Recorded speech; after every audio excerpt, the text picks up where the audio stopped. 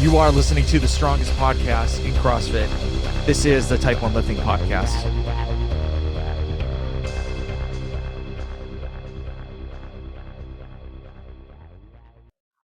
Before we start the show, I'd like to thank the sponsors that are helping this podcast grow. The first one is Liberté Lifestyle. Liberté Lifestyle have the best knee sleeves in the game. I've worn all different types of knee sleeves, and I always go back to Liberté. They're super durable, they don't rip, and they last a very, very long time. So go check out Liberté Lifestyle and check out all the different styles of knee sleeves that they have. And then the next one we have is Hero Barbell. Hero Barbell is the fastest growing barbell company in the functional fitness community. Their barbells have all different colors, all different designs, super comfortable. The knurlings are amazing, and the spin on these barbells are absolutely insane. So go to Hero Barbell to check out all the different type of barbells that they have in stock. And then the last one is Sharpen the Axe. Sharpen the Axe, I've been wearing their clothes for multiple years. They're long sleeve shirts, sweatshirts, shorts. I always wear them. You may have even seen them on the podcast before they became a sponsor. Super comfortable. The shorts I always wear working out because I just feel like they're a better fit for me compared to the Nikes or any other shorts in the game. So all these companies, I have a promo code. It's all Type 1. So click Type 1 in all the promo code sections and you get 10% off of every item you get. So once again, thank you for these companies to help this podcast grow. And let's go to the show. All right, guys, welcome to a new episode of the Type 1 Lifting Podcast. I have a very awesome guest. I was looking forward to doing this podcast with him. He is a IFBB Pro and a doctor in chiropractic practice, Dr. Brett Kahn. How you doing? Good, man. Thanks for having me. Yeah, no problem. I actually saw you. I think it was on. I know it was on Instagram, and so I saw you on like someone's like the search page, and you came up, and I was like, oh snap, he's a diabetic too. That's awesome. Because I never really hear of like too many like diabetic bodybuilders, and you were kind of like the first one to show up, and so I thought that was pretty cool. Yeah. There's there's not too many of us. Obviously, the difficulty of managing type 1 is one thing, but then adding the component of bodybuilding, which similar to CrossFit in that manner, pushes your body in different directions and different things. And when your body composition is changing to add muscle and get this big and then get as lean as possible, there's a lot more that goes into it. Obviously, lows and highs and stuff can really deter someone from it. So it was a bit of a challenge at first, but one that I enjoyed and kind of continued on with. Very cool. Now, when I was doing some research on you, I did listen to a couple podcasts. So what do you think about doing podcasts? I've only done, I guess I've done a handful of them or so over the years, but yeah, they're cool. They're enjoyable. Usually, you get a little banter back and forth, learn something, from who's ever putting it on, like yourself. Like, I just got a little bit of background on you, prior to this. And I was like, heck, I'm just going to jump in, answer the questions as they come and then go from there. But yeah, man. Very cool. No gotcha. I don't do gotcha moments. So just to let you know. So there's no gotcha stuff in here. So, I know, like, I'm relatively new to the bodybuilding space because, like, I mainly do CrossFit and like Olympic weightlifting, and I've always wanted to learn a little bit more in the space. But before I kind of talk about that, I always ask like my diabetic guests, when did they get diagnosed with diabetes? Yeah. So my story, I'll try to keep it shorter, but I was a college athlete, so I played football at Michigan State University, and I think my pancreas just kind of slowly stopped making insulin, really over the course of like a year and a half. Like it seemed like a long, because I had a lot of the symptoms and they seemed to really kind of increase, and I wasn't officially diagnosed until right after a bowl game my senior year. I had played in the Champ Sports Bowl and I was down about 24 pounds from like my normal weight. I was already one of the smaller guys on the team. So I'm running down the field, Division I football, weighing like 160 something pounds, looking like, I was straight out of high school, when I should have been, at my biggest. And then I was working a summer job. It was just like a couple weeks after that. And I remember just, mopping. I could only mop like maybe, a 5-foot space. And I was just like out of breath and just about to keel over. The doc called up and was like, yeah, we got your blood work in. Your blood sugar is 800. I was like, sounds like is that a good number? No, I don't know. And he's like, yeah, you need to go to the ICU right now, Yeah. And then, that was kind of the beginning of it. But I had felt so bad leading into that it was like anything I did, I would get sick, and obviously polyuria, dyspsia and all that stuff. That I was just really, more than anything, just relieved to be like, well, shit, I thought I was dying, So, and my body was just eating itself away for so long that, it really should have been caught sooner. But once it was, I was like, all right, this is a diagnosis. Let's just roll with it. Yeah. Now, I do have to give you a heads up. So I know you played at Michigan State. I'm a huge Michigan fan. Uh-oh. So I hope I hope it doesn't ruin the podcast. But obviously, like, being a D1 athlete, and I know I believe you did track for a little while too. Yeah. So just like my like a year and a half, and then I just stuck with football. Yeah.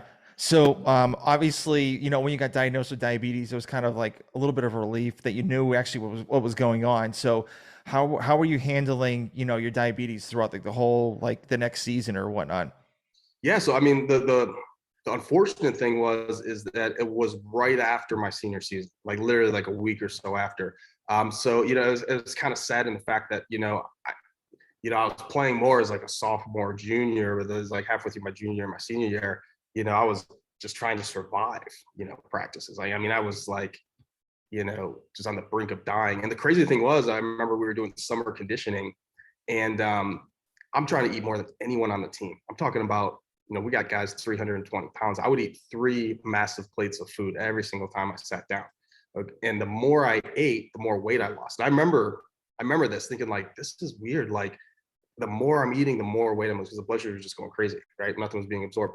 And then certain points we would do really intense conditioning, like just all sorts of, like, hours something, workouts, sprints out in the sun, stadium steps. And the more I ran, I would start gaining weight again. So what was happening is I was offsetting it with a crazy amount of intense physical activity, was bringing my blood sugars down. So I was, probably in a range to where I wasn't as malnourished from, being crazy high blood sugars. I remember telling one of my assistant strength coaches that, and he's like, that's crazy, man. Like, what? That makes no sense. I was like, I know it doesn't, but I was just like, I don't know what's going on.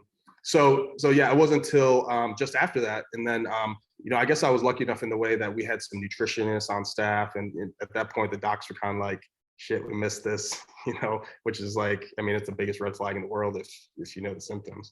Mm-hmm. Although I was kind of, honestly, I was trying to hide it, because I was like trying to gain weight. So I was weighing in, we'd weigh in before every single weightlifting session. And we would wear like the football pants where you put your pads in it, the thigh pads, underneath our shorts is just like, underwear basically. So I would just slip a 5-pound weight in each of them to make sure that, that they weren't catching on to me losing weight, right? Yeah. That's just crazy and stupid when I go back and think about it. But after that, it was like, my body just responded to, food and stuff again, and being in the gym. And it was like, within the matter of a couple months, everyone's like, shit, Kahn, like, what happened to you? Like, you look good, like you look, beefy and busty. Like, where was this, And then I kind of explained the whole situation to everybody. Yeah. So when you got diagnosed after like the whole season was over, did your friends kind of understand what was going on with like your new diagnosis at all? It was weird, and I've seen this with diabetics that are newly onset and some that I've worked with and stuff. I didn't want, and maybe it was the mindset of like, it's not broke, don't fix it, or I'm a tough guy in events. I wasn't really telling anybody about it. I told like a few people about it. And then I just kind of kept it to myself for the most part, a few people heard here and there, because it was like after the season and stuff. So it wasn't as big of a deal as if maybe I was, diagnosed during. But yeah, I don't know if I was ashamed. I just didn't know how to have the conversation. those weird things about going out to eat. I'd maybe go to the bathroom and do my insulin, and eventually I got over that. And I'm like, A, shouldn't care what people think. And Yeah. B, like I don't know, I'm not gonna run to the bathroom every time I need to check because I'm injected so often. So do it here. Yeah. So, I mean, obviously you were at a big school for the Big Ten. There, you must have some. Do you have like any funny stories of like your college experience? Like anything, like doesn't have to be diabetes related. Shoot. I mean, sports related. I'll say the first game that I played in and traveled to was Notre Dame, and we ended up winning in like triple overtime. And wasn't my idea, but someone on the team grabbed our flag and ran it to the middle of the field and planted it in the middle of the field. And it ended up being on like the cover of like the newspaper and everything. And I had a lot of people at home back where I'm from didn't even know I was at Michigan State playing there, because I actually had originally taken a scholarship to a smaller D1 school my freshman year. But then I was a preferred walk-on at Michigan State, meaning like you don't have to try out and you're probably going to get a scholarship, but we're not giving you a scholarship out the gate. So then I came back to that, and by the time I was playing, people were like, hey, I heard you're on, like, so basically I'm on the cover of like the newspaper planting the flag at Notre Dame's field, which is pretty cool, and a That's little cool. bit surreal, being that's where, Rudy and stuff was filmed, and I had, watched that and enjoyed it growing up. Very cool. Do you still have the newspaper? Yeah. Nice. Is it framed? You have to frame it. Um, no, I don't have it framed. It's probably just with a bunch of other crap. I'd probably have to dig around to find it. But. All good, all good. So, obviously, like the whole season's over. So, is the reason why you kind of got into bodybuilding, was it kind of like an empty space of like not playing sports? Because for me, like I played sports in college. It was obviously, it was like a low, small, like D3 school, and I just felt like kind of empty. Did you have that feeling at all? Yeah, I remember, right after, it's like, because I mean, as you know, like every minute, like our schedules were given to us, and they weren't like, all right, from 5 to 5:30, you're doing this. It was like from 5 to 5:17, you're doing this, and you got 3 minutes to get here, so from 5:21 to, so there was a void, and obviously I was like, all I knew was like, all right, go in and lift, and I just tried to kind of continue that, but it was a very odd feeling because we would have, I don't know, 5, 6 strength coaches on breathing down us. We're always partnered up, so always someone's pushing you, beating you up. So like you go to the gym alone after that, and it's like crickets and hard. It was really hard to get motivated. Mhm. But because I was just diagnosed and my body was responding to food again and lifting, it was like I was getting, I was going from like this disheveled, malnourished guy for X amount of time to like, the self I should have been, so I went from like whatever, like, maybe up to like 185, 190, and from like one in the 160s, so I mean, I was loving it. Yeah, I yeah. could have just went in there and just, walked around the gym, and I would have gained weight because I was finally getting food and nutrition again. Yeah, very cool. So, when did you realize you kind of wanted to push like the bodybuilding like a little bit further than, like a typical person, like a typical gym goer? Yeah. So, I mean, it was actually quite a while after that, so from there, I went to chiropractic school. I was there for 4 years, and I just stayed in the gym and I lifted, and, I would try to eat almost Groundhog Day like meals just for blood sugar control. So it was more about, just health and wellness. I just kind of continued lifting. And then I opened my practice. So, at this point, I opened right out of school like 28.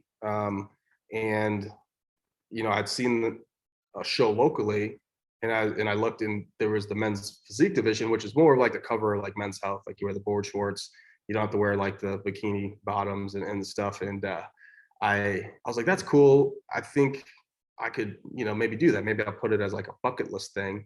Because I had come down here and I had played some intramural softball and, flag football. And, as a chiropractor, I'm working with my hands, like, jam my finger and sprain my wrist once. I'm like, I'm getting more injuries playing intramurals than I ever did in college. So maybe I should, align this energy. So, yeah, so I was just like, heck, I'll do a show as a bucket list thing. I had always thought it was cool, but I never wanted to look like a massive bodybuilder, Mhm. So I don't think the men's physique division was really kind of a thing until like maybe 2011.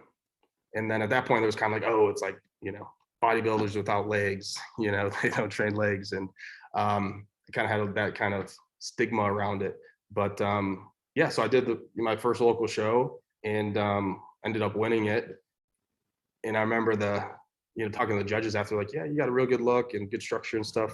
They're like, but you just need to come in a lot more condition, because I was in the mindset of like, get bigger and bodybuilding big. And so I was a lot softer than I probably should. I've always been a bit genetic with my abs. So I had, a bit of a six pack there. It's like, well, you need to lean out to where you get your obliques. And I'm thinking to myself, like, man, like I've always had a six pack. I've always been in shape, like, Yeah. and I had done no cardio for this show. I just lifted a little harder and I didn't really even diet that hard. Now again, it was a little bit easier in those initial years of the division too, but I'm thinking like, I don't have those. And from that point forward, I was like, well, I'll do the national show. So I took the diet a little more seriously, added a little cardio in, and then, I just kind of saw all those little pieces add up and make a difference. And when I did step on the national stage, I was just seeing where my hat would hang with those guys. And long story short, ended up winning, going like 100% into it, ended up winning the show. And then when you do that, you get your pro card.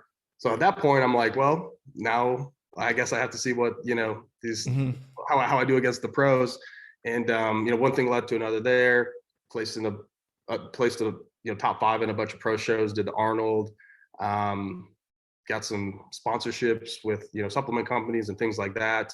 And then that's kind of led me to where I am now, which is focusing more on coaching people to compete, and people on the diet side of things as well, Okay. which is just as fulfilling, but with a little less cardio myself and a little less diet behind. Yeah. So do you think the men's physique is kind of like one of the toughest divisions to kind of like get your start in, or like go pretty far? Because there's like tons of people, from my point of view, I think there's a lot of people that already have that physique and can like easily walk in there and go to a show, compared to like obviously the bigger guys. They have to take like, do a lot more things to get to that level. So do you think it's kind of harder to actually break into that category? It's become more and more popular, and there's a ton of competitors. There's guys that have it naturally. There's guys that put in a ton of work to get there. The ones at the very top and the ones that are going to typically be pros are the ones that now have all components. So they're they have the genetics, but they're also have to be extremely hard workers, because it's a 24/7 sport. It's every little thing that you do, which really aligns with being type 1 diabetic, right? Because like this thing follows us everywhere. Like everything that we eat, everything that we do, take a hot shower, what's my blood sugar going to do? Like take a nap, what's it going to do? Every morsel that we put in our body, if you're dehydrated, I always explain it as it's keeping a scale balance, but instead of 2 sides, you got like 10. Yep. And bodybuilding is similar to where you have to be very specific on everything that you put in your body, the timing of it all, the rest of it all, the percentages of your macros and your cardio and your caloric intake.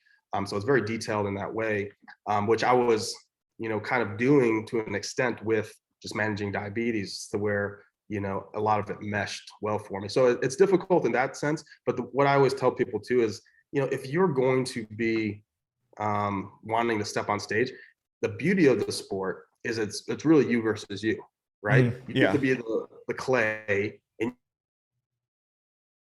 you get to see like, okay, how can I transform my body? What is my body capable of? What am I capable of? Because ultimately, if you're taking yourself to, your best genetic potential, then that's all you can do. So I knew when I had stepped on stage that it was unlike, playing other sports, to where, I was nervous in how I was going to do. So I was like, all right, I put in the work, I'm here. Ultimately, when it comes down to it, it's a subjective measure. So whatever that judge thinks is what the placing is, which, is good and bad, right? It's either going to like you or they're not, but it's not like you're competing against the guy next to you, not physically. I gotcha. So, how did you manage your diabetes throughout, like, getting to like, do you guys do like a dehydration phase, and like how do you manage your diabetes throughout that like whole process? Yeah. So, I mean, there's different ways to come into a show. So, you kind of have to see how your body reacts. I had done shows to where I would, cut or deplete water. I had even water loaded into a show because you're gonna get the body to a certain point from a leanness level, and then the rest is like how are those muscles going to fill out. The Yep. muscles are majority made of water, so depending on someone's specific anatomy, genetics, how their body responds to those things, then you manipulate them. But like we said, we have 1, 2, 3, 5 more things to think about, and you start cutting water like that, then all of a sudden you see your blood sugar coming up. So then you really either have to be prepared, or you almost have to do little test runs to see how things are going to play out before they play out, because you don't want to be there on show day. Blood sugars are super high. Cortisol ends up being high, and it flattens the physique out, and you don't look as Full. three-dimensional. Yeah. Because part of it is that illusion. You got the tan and the overhead lights, and then you like I said, you're filling up with carbs, right? And then you're sucking the water out, and it's all of those components that go together to give you that X amount of seconds on stage, which you're ultimately judged on. Yeah. So when you're actually training, and like in the like from what I've seen in some videos, that like some people are absolutely miserable for like calorie deficits and stuff like that. How do you still have the mindset that you want to like kind of push through and present yourself well on the stage? I think and I've learned this over time, is like you could push yourself as hard as possible and be miserable for 12, 18 weeks or so, but if you do things the right way, and you're at times doing things that might seem counterintuitive to the goal, and you're eating enough, and you're keeping your metabolism stoked, and you're doing it progressively, it doesn't have to be like this extremely difficult every day sucks type of thing, and it really almost seems like it has to be for some people. Some of the guys and people I've prepped before, they're almost like, this doesn't suck enough, it must not be working. And I was like, well, I can make it suck more, but if throw your body in the fight and flight, right, it's going to fight you. It's going to think that you're out in the wilderness and there's no food available and you're starving. It's just going to try to hold on to everything. So you have to be clever. You have to trick it. You got to throw refeeds or carb cycles and things at it to kind of keep it guessing and keep it moving in the right direction. And there's going to be a few weeks that suck, typically at the end, but it doesn't have to necessarily be months. Mm-hmm. Okay. All right. Now, have you ever heard of a guy named Marcus Philly? Not ringing a bell. So he does this thing called functional bodybuilding. He was like a former CrossFit athlete turned, he retired because he kept on getting absolutely wrecked during like CrossFit workouts, and he's like absolutely like shredded. So whenever you get a chance, you gotta check out his Instagram page. It's like everyone calls him like the Greek goddess because he's like so ripped. But do you think that someone that just does like CrossFit and functional bodybuilding could actually step on a stage just doing that kind of workouts for the for pretty much for any category? Well, like I said, it depends. Like, you're not going to step on as a bodybuilder being a CrossFitter. Yeah. There's too much size. There's too much caloric burn in those workouts. You know, like now you could step in stage in men's physique, right? And if you have a nice build, I mean, there's CrossFitters that look great, that if you learn how to suck the air in and pose and position properly, they could step on stage probably at their whatever they compete at, some of them. I mean, it surprises me how lean some of these guys can be that do CrossFit and still be so effective from a production standpoint, weightlifting wise, because if you strip the shirts off of collegiate football players, you think they all have ripped, shredded bodies. No. You might have a few guys genetically that do, but for the most part, you got a lot of extra calories on you because you probably have to eat 8K a day just to be able to perform like that. Mm-hmm. But I think I answered the question. Yeah, no, you did. No, and funny thing is, most of those like elite CrossFit athletes, they're consuming like an absorbent amount of carbs every day. like Yeah. every day. Like I've heard people doing like 600 to 800, they're, it's insane of like the amount of food they're actually consuming. It's Yeah. crazy. Yeah. So you were talking about you being a doctor and being a chiropractor. So I know that takes like a long time to get done. So like what is it, like roughly like 4 or 5 years for the Yeah. whole 4 thing? years. Yep. Yeah. Yep. Okay. Um, I got All it done in 3.5. So that, they tell you like, like, you can get the program done in 3.5. And that's if like you don't fail a single class basically. right. Hmm. And I think our class started with like 140 and there's only 30 of us that got through in 3.5 because, Wow. if you fail one, just, based on when those courses are offered, then it sets you back, basically half a year. So I was like, that's nope, I'm getting, getting it done. I was lucky to get it done in 3.5, but yeah. Yeah. Very good. So what made you get into that kind of that field? Yeah. I mean, my background and stuff, in sports for one, actually when I was in middle school, I had playing football and I kind of jammed my head into the back of another player and messed my neck up pretty good. I had a good experience with a chiropractor then, and my dad had thrown his back out, and I saw it work well for him. And then, I grew up with my father being in the construction trade, so like my mind's always been very mechanical and structural and stuff, and our body works in many of the same ways. We got hinges and pulleys, and from a functional standpoint, it's always been something that's interested me. It's been intriguing, to understand just how the human body works, because it is really such a cool, marvelous miracle if you understand it. So yeah, I was just kind of drawn to it from that side of things, and I thought I wanted to do something in the healthcare field. And when I thought about being a chiro, I was like, that just seemed like it. Yeah. It clicked. Yeah, yeah. Yeah. So I know from listening to another podcast, you actually got it done at Life University down in Atlanta, my neck of the Yep. woods. So very, In Atlanta, yeah, yep, yeah, yep. Marietta, just outside of Atlanta there, yep. Yep. I live like about a half hour, 40 minutes away north. Okay. Yeah, So yeah. yeah, it's a Awesome, good man. time, good place. So what were your thoughts about Georgia? Yeah, I liked it. Yeah, yeah. I mean, it was cool. It was like a bunch of different pockets. Obviously, it's like, I was a young adult when I was there, but you're in school, so it's kind of like you don't have any money to do much of anything. So, Yeah. but I love, going to some of the Blue Ridge Mountains and the hikes and stuff, and having sports teams there. I was actually just back for Michigan State's bowl game, Peach Bowl, so that was Mhm. cool to meet up with everybody. And it was kind of being in Atlanta and enjoying like the warmer southern weather and stuff that made me say to myself, okay, I want to start my practice somewhere, in the South, and I've ultimately landed in South Carolina here. Mhm. Yeah. So what was the final decision for South Carolina?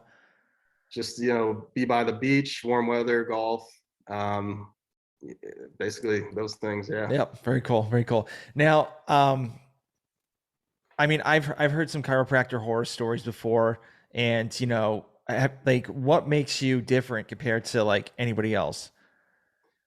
Um, well, some of the horror stories, I mean, I don't know, it depends. I've been, it's 10 years for me, and like I haven't seen a horror story in my office. So, I think movies sometimes dramatize things, and people think like, oh, like, when Jean-Claude Van Damme like just walks up and twists someone's head, that they're gonna die, Yeah. Yeah. and it's really not like that. And I also practice more, personally, as a, I don't know, you almost think of me as like a hybrid chiro. So I do a bit of, PT and rehab type stuff, a lot of soft tissue work, like Gratton and, like instrument assisted soft tissue mobilization or active release. A lot of stuff that, athletes and, bodybuilders and stuff can benefit from soft tissue standpoint, because your joints work obviously, integrated with your musculoskeletal system.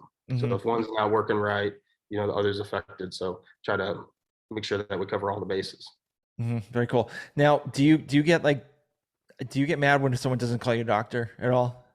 No, not Okay. really. I mean, paid a lot for the letters, but, no, I mean, that's one of the things I do love about, being a chiro too, is like oftentimes people are a little nervous or apprehensive, when they come in, and sometimes they're kind of like, yeah, I'm going for back, they've been nervous to come in, but they're going under the knife in like, a couple months.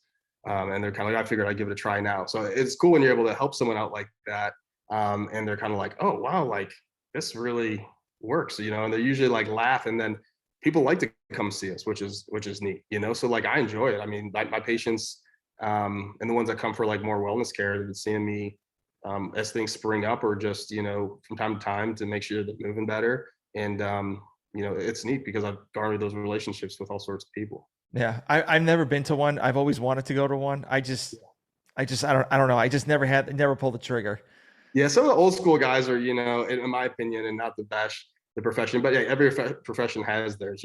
People. I mean, shoot, you don't want to go to go to the wrong MD, and God knows what sort of poison they're going to give you. True. Yeah. And with the chiropractic profession too, the philosophy used to be like, oh, I adjust the bone in place and I fix this and that, and I think there's been a wealth of meshing knowledge now with just the ability for practitioners to cross populate and theories and things to be shared.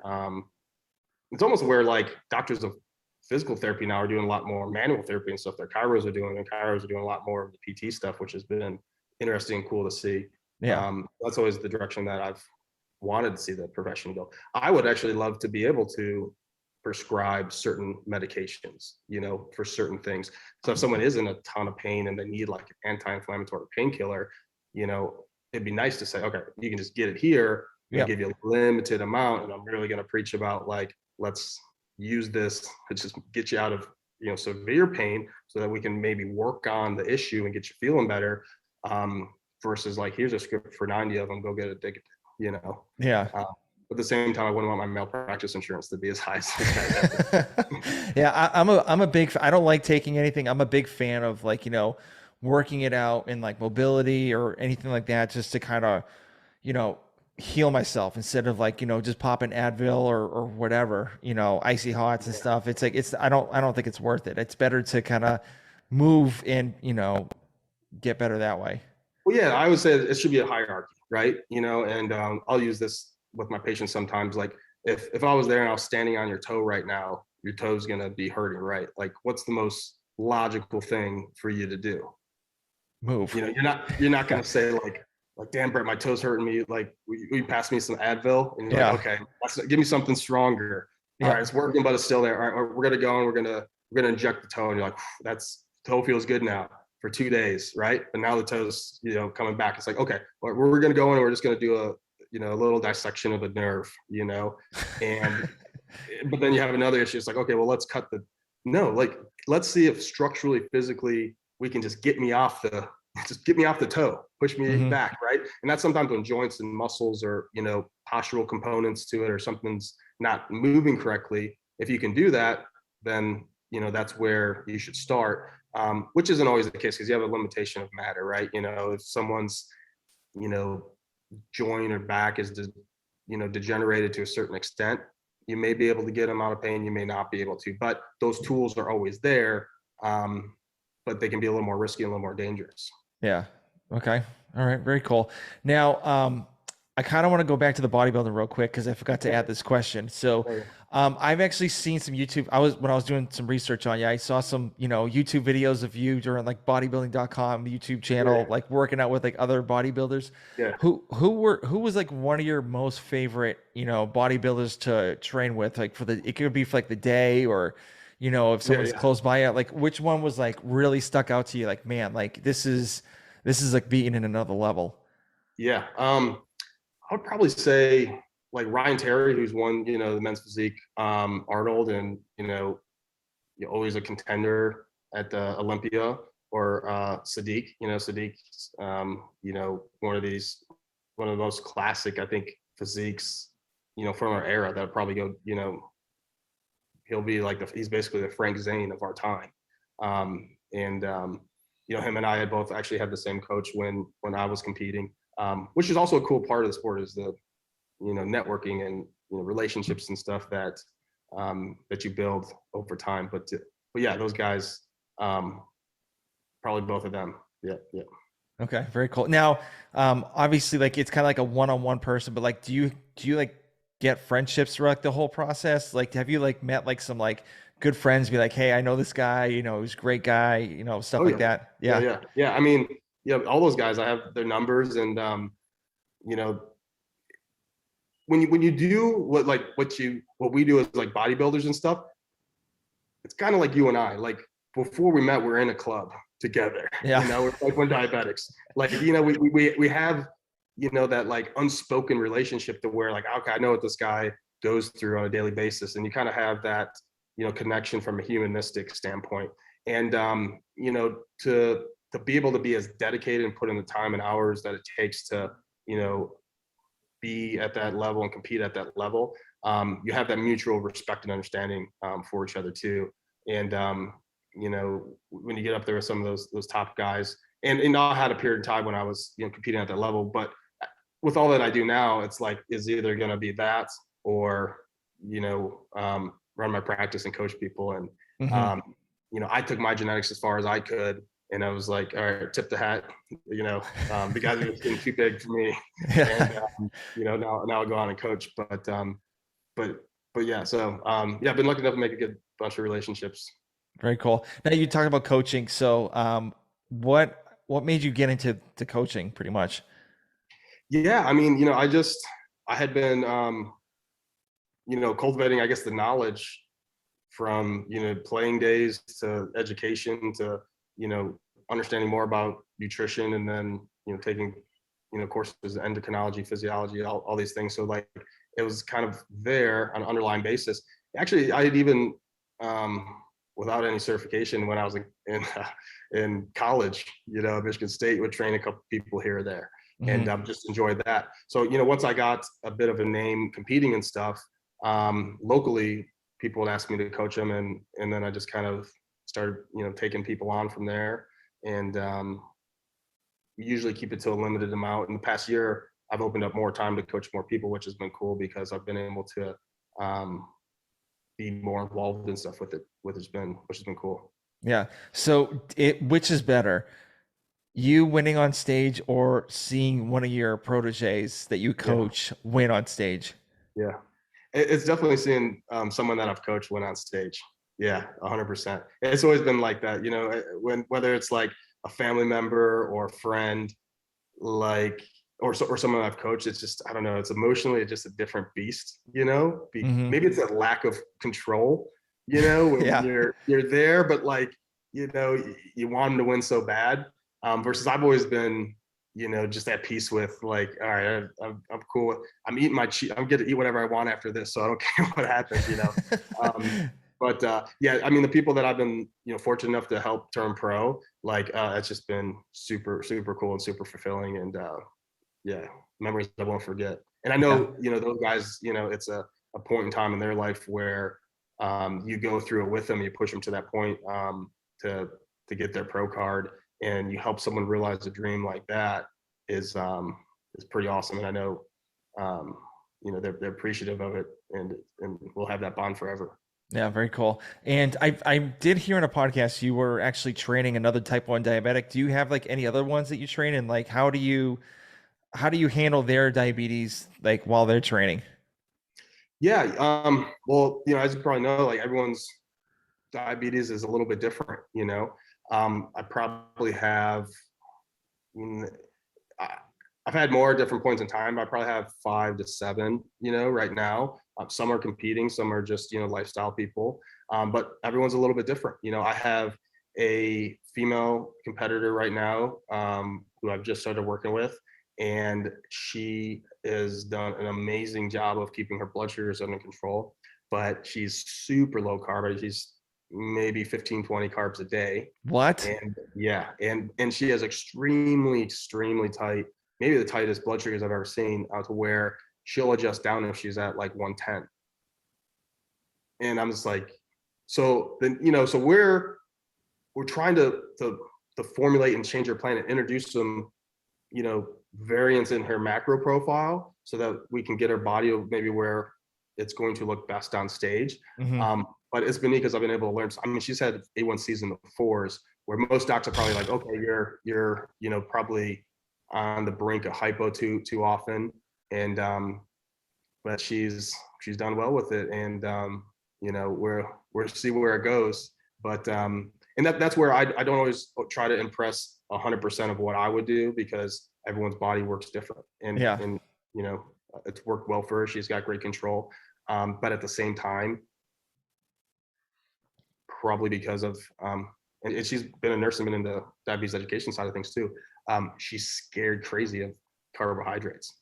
Like, they just terrify. That's crazy. Yeah, I eat a good Like, amount what do of. you mean I need to add 30 carbs? Like, my blood sugar is going to go through the roof. And I was like, it shouldn't. And she's got, multiple, she's got a Frieza, she's got Novolog, and, she doesn't really use short acting. She just kind of does her basal, and adjusts up with food. So it'd be neat. It'd be cool to see where we go. Yeah. I mean, I would kill for an A1C with four, like, or for leaving somewhere close to that. So Yeah. Well, she had an interesting, I said, well, I questioned her. I said, well, what's normal blood sugar?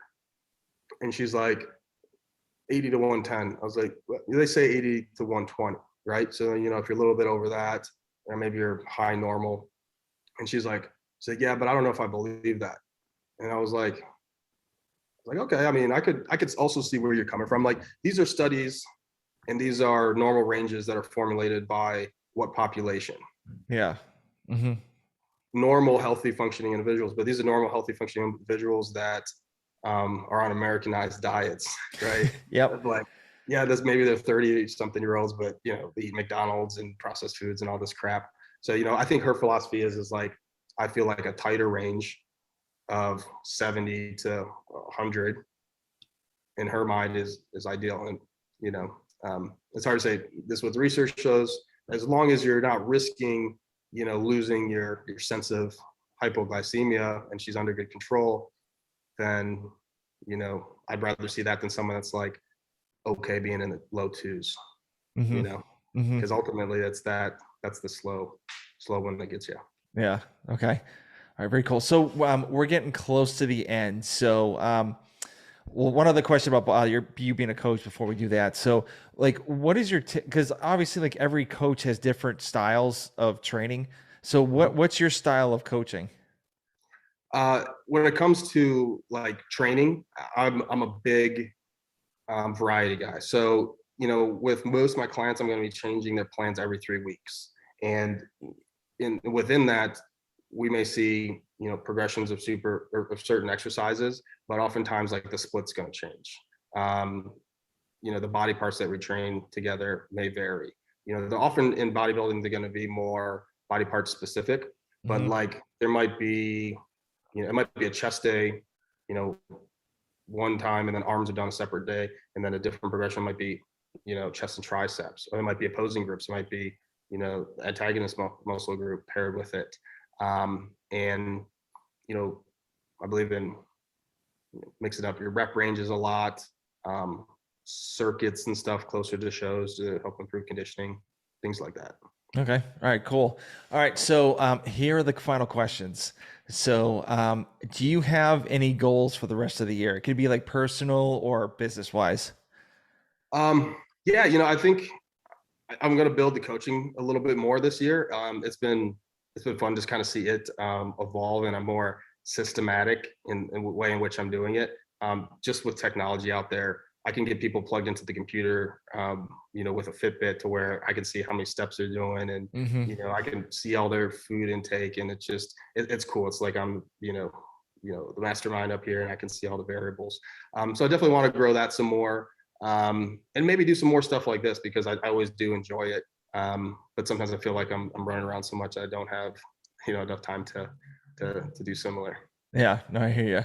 It's the same way too. I'm always having like try to find like set days to interview people, and especially like I have 2 young kids, so like literally when you texted me saying, "Hey, we're still on for the podcast," I was like running around getting them a shower, like throwing them in bed and getting this ready. So it's hard, but I mean I love doing this, just in meeting people, like especially like you and like other people that I would have no chance if I didn't have this to meet you guys. Sure. No, man. I mean, I'm honored to be on the podcast. I'm definitely gonna go back through and listen to some of your other shows and stuff too. Yeah, very cool. So do you have a favorite book do you like to read? I'm always into like more like motivational type books and stuff. The Four Agreements, I think, is probably my favorite book. I can't remember who wrote it now, but I was going to drop the name, but stuff like that. I always find that it's refreshing and stuff. I find myself just getting into audiobooks, and I try to, put them on with like a sleep timer, like 30-40 minutes. And I feel like, my OCD brain will pick up little pieces here and there. And hopefully I pick up enough little good things that, I can piece them together. Mm-hmm. Very cool. And then what is in your gym bag? Oh, my gym bag. Usually some wrist straps if I'm going heavy with certain things to save the hands. I'll have a pre-workout in there, some BCAAs, and then just gym clothes. Usually layers. I'll usually kind of dress in layers so that I'm, if it's cooler out, I can warm up and then kind of strip down. Okay. So do BCAAs? Well, I think I have a video on YouTube somewhere that I did with All Max. That's like what's in your gym bag, and it's actually how to build like an ideal gym bag, which is something I preach to people too. That are like, oh, I don't have time. And I always tell people, if you put everything that you need, from a clothing standpoint and from like a supplement standpoint in there, and it's just with you all the time, then you have no excuse not to go. Yeah, I'll definitely try to find that and link it to the show too. So, with BCAAs, my problem, if I ever take BCAAs, my blood sugar like goes like high 300s, like taking that stuff. Does that ever happen to you at all, or? No, and that's a unique thing about, because I've heard that with other type 1s too. Now, I'm not like I sip on them all day, not necessarily for the nutritional fact, but the fact that I just like a little bit of flavor in my water, and I drink more water with it, if anything. Mm-hmm. I'm lucky enough to get them free, so it'd probably add up otherwise. Yeah, you don't have any sugar or anything in them. Yeah. No, it just anything. It's crazy. So yeah, I know some things. Well, like when you mentioned like Advil, I was thinking like anytime I take Advil, my blood sugar is just. Yeah, that's why I don't like taking anything. So like you, like when you're bodybuilding, I'm a regimen guy. I kind of eat the same thing over and over and over again. And the thing is, I don't get bored with it. So it's just like, because I know I'm using it to fuel my body. So it's like most people do anyways. They're just doing a bologna sandwich and like some crap food. Yeah. True. I'm gonna go a little deep on this question. So let's just say this is your last day on Earth. And, how do you want people to know you as? Yeah. Ooh. I don't know. I would say, friends, family, or people that I have coached, that I'm kind of like a champion for them, like I've always felt like I've, rooted for people to do well, and I like to see people succeed. And I may not always be like running up to someone trying to give them my advice, but whenever someone asks for it, or if I can help them, I always enjoy that and try to pass it forward, because people have done that for me, mentors, coaches, people I've picked their brains. And I think if more people were willing to ask the questions, they would get more answers. Sometimes people are nervous to. Mm-hmm. Yeah, no, I agree. I mean, I have a motto called "Screw it, just do it." Yeah. And so I read a book by Richard Branson. That was the book called "Screw it, just do it." And that's how that's how we started this podcast. That was how I started like asking people questions about like certain things and stuff like that. Cause it's just like that people want to help out. Like, well, some people. So, and they want to help out. And so, obviously kind of, especially the older generation, they want to show like, show what they've learned through the years to bring it on to somebody else. So I'm a big proponent of that too. Yeah, absolutely. 100%. Yeah. So, where can people reach out to you if they have any questions about like bodybuilding, getting on your program, or anything like that? Yeah. Really the only social media that I'm active on is my Instagram, which I'm not overly active on there. Most of it you'll see is just some of the stuff that I do with my supplement sponsor stuff, but it's just at Brett Kahn. So BRETTKAHN. All right, very cool. Well, Thank you very much for doing this. It's always awesome to talk to another diabetic. I always call people that I've talked to that are diabetic diabuddies. Yeah, yeah. So, I do appreciate it. And thank you for taking the time because I know you're a busy guy and I do appreciate everything, from our conversation. Of course, man. I appreciate you having me. All right. Thanks. Cool. Thank you.